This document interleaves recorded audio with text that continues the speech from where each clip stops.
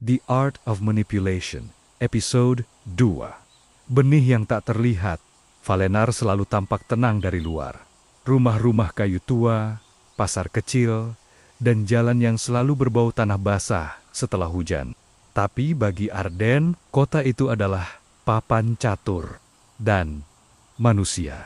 Hanya bidak-bidak yang belum tahu mereka sedang digerakkan. Suatu sore, Arden duduk di kafe kecil dekat alun-alun. Ia tidak minum apapun, hanya duduk, mengamati.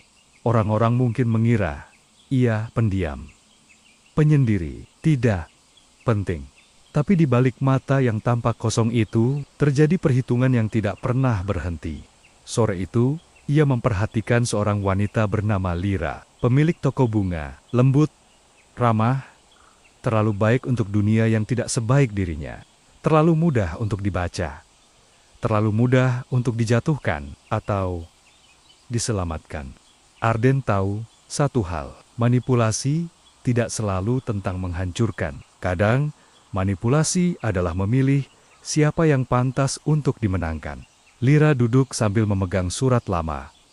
Surat dari tunangannya yang meninggalkannya 2 bulan lalu. Surat itu tidak pernah dibuka, tapi Arden tahu apa yang ada di dalamnya. Ia sudah membaca emosi Lyra cukup lama untuk memahami rasa sakit, kehilangan, dan kebutuhan untuk merasa dilihat. Dan tidak ada manusia yang lebih mudah diarahkan selain mereka yang hanya ingin didengar. Ketika Lyra bangkit untuk pergi, Arden menghampirinya, langkahnya pelan. Senyumnya tipis. Bukan ramah, bukan dingin. Tetap tidak bisa dibaca. Surat itu, katanya, seolah-olah ia punya hak untuk bertanya, "Kenapa belum kau buka?" Lyra terkejut. Ini bukan urusanmu. Arden hanya mengangguk. Tentu saja itu bukan urusannya, tetapi ia tahu satu hal. Orang akan membuka diri justru ketika mereka merasa seseorang tidak peduli pada jawabannya. Mungkin benar, ujar Arden, tapi kadang yang paling kita hindari justru adalah yang paling ingin kita dengar. Lyra terdiam, matanya bergetar. Dan seperti yang sudah ia prediksi, wanita itu duduk kembali. Bagaimana kau tahu itu? Tanya Lyra.